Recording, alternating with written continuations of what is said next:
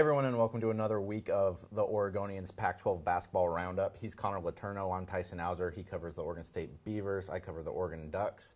Both basketball teams just came back from Arizona. It was a decent trip for the Ducks, maybe a little bit of a disappointing one for the Beavers. Now the Washington teams are coming up here for this week. Connor, what was kind of your impression of first ASU and then Arizona? Arizona State was, in a lot of ways, their worst game in Pac-12 play so far. It was the first time really all season I've seen them play poorly on defense. I mean, Arizona State did a nice job adjusting to that zone. They ran a motion offense, which Oregon State hasn't really seen a ton of this year. And they just seemed out of sorts. They couldn't get to the shooters, and Arizona State just buried them from beyond the arc early and got to a big lead and really never surrendered.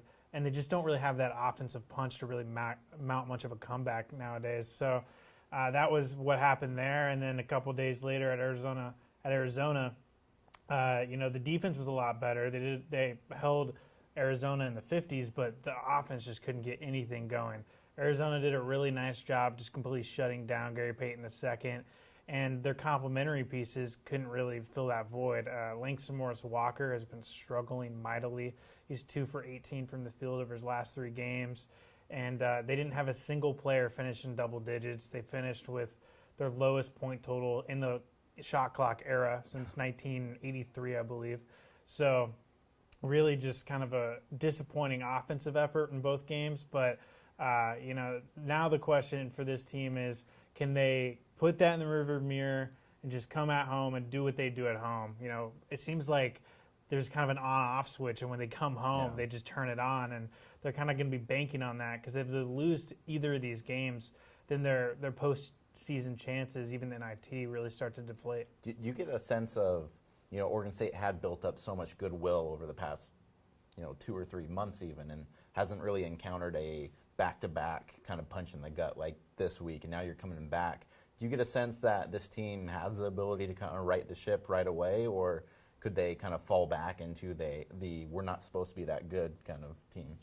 I don't get the sense that they're going to hang their heads. I think they're genuinely really excited to be back home, because this team has a different confidence level when it's at home. Their eyes brighten up. They're more assertive. The thing that I think disappointed the coaching staff offensively was they were just very tentative, and their shots weren't going in. And I was talking to Gina, my beat partner, earlier. A lot of shooting when you're open is about confidence. If you believe it's going to go in and you're open, there's a good chance it's going to go in. And I think they have a lot more faith in what they do. They're more comfortable at home, and I think that's going to translate against a Washington State team that they already beat on the road, so they know they can beat them. And then Washington, without Robert Upshaw, is just a different team. So I expect them to take care of business against Washington State and also against Washington. And then they're 7-4 in conference, heading back on the road for LA, and that's a pretty good spot to be in. Yeah, you talk about kind of having that confidence when you have an open shot. That was honestly the key for the Ducks in the overtime win on Friday night against Arizona State. You go into overtime, a game that the Ducks kind of had in their hand, and they kind of blew it in the last 5 minutes, so they let Arizona State come back in. But then you get into overtime, Joe Young, who was, I think, 2 for 10 from the floor, having a terrible shooting night, he gets a nice open look right at the top of the key, and he just goes up and he swishes it. And, we were talking to him after the game, and Joe Young's never a guy who has a lack of confidence, especially when you're talking to him. Joe Young likes him some Joe Young. And he was just like, my job is to make that shot. I'm a shooter. He was playing point guard this game, but, he's still Oregon's best scorer. He's a confident guy. And not only was he bad prior to that, but the Ducks were coming off that Arizona loss. That was the second worst loss of Dana Altman's career. It's his worst loss in Oregon, with Oregon. He hadn't been beat by 34 points in, I think, 12 years. He hadn't been beat by more than 34 points in 20 years. And so for them to come back from that game, especially that second half against Arizona, where Oregon was in it for a little bit in the first half, and they let too many opportunities go by. And, you probably saw, I think that was actually one of the more impressive things about the Beavers game against Arizona is Arizona, when they're beating you, they can just turn it up. And that didn't maybe quite happen against the Beavers, where it got too out of hand. That second half against the Ducks was just a different league sort of thing. Arizona can just, go for the throat and stomp on it. So I was I was really impressed with the way the Ducks were able to come back in that Arizona State game, even though they probably shouldn't have let it get to overtime.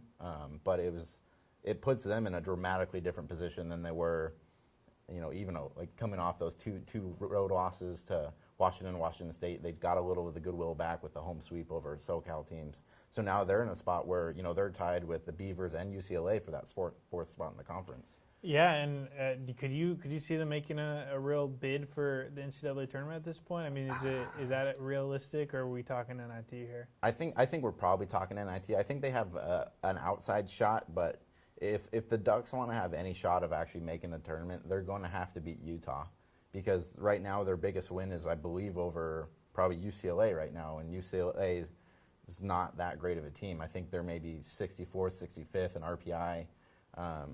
You just have to have one of those signature wins, and that's on top of having to go. They'd probably have to go at least 6-3, 7-2 over their last 9 games in conference here.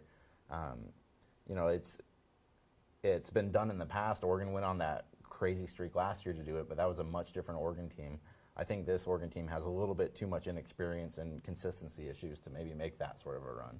Definitely. And I think Oregon State is kind of in a place where it is maybe time to start talking about the NIT rather than the NCAA tournament. I think that if they can win maybe all of the rest of their home games, except for even that Utah game on February 19th, and then win 1 or 2 road games, which should be doable considering that a couple of those are against USC and Cal, that they should be able to definitely solidify an NIT berth, which for this program is a huge victory in itself. They haven't even done that in a decade. So that alone would be a pretty big notch in this team's belt. But, the one thing that Tinkle keeps talking about is, look, I'm not down on my team right now. I'm not upset with us. He's not overly upset with losing both those games because he's trying to keep everything in perspective. He knows what he has. He knows that they were very lucky to have the start that they had. I mean, it was hard work and all that, but everything kind of went their way. Yeah. And over the course of a basketball season, you can't expect that to happen every week the entire season. So everyone's kind of keeping it in perspective. But for me, the big thing facing them is they have, they have 5 more games without. 4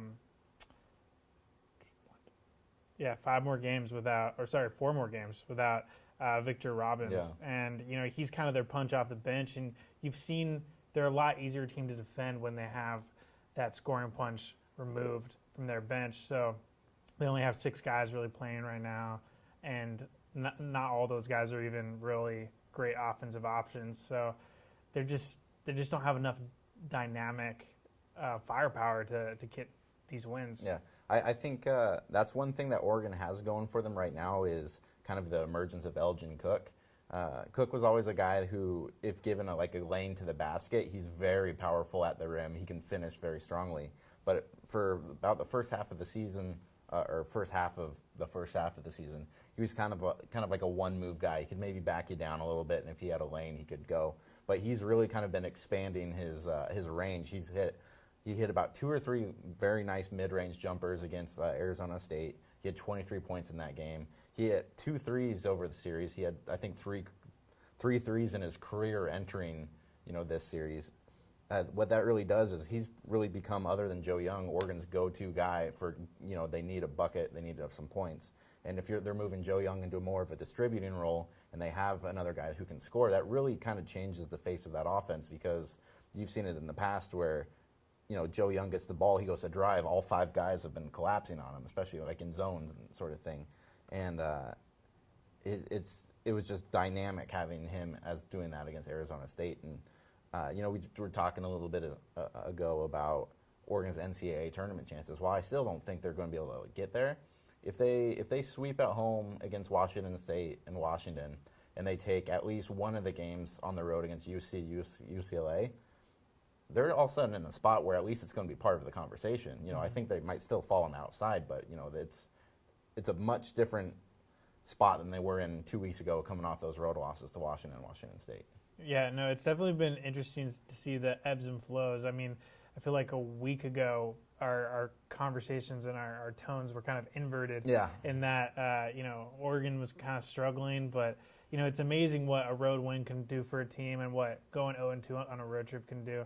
I really think that if Oregon State loses either of these games at home, then it's going to be really sobering for them. I mean, like I said, you kind of have to keep expectations in check, but it would definitely be deflating for this team if they ball Thursday or Sunday. So the Ducks have Washington on Wednesday night. They have Washington State on Saturday. It's the inverse order for the Beavers. All of our work can be found on OregonLive.com/Ducks/Beavers. He's on Twitter @ConOregonian. I'm @TysonAlger, and we'll be back next week.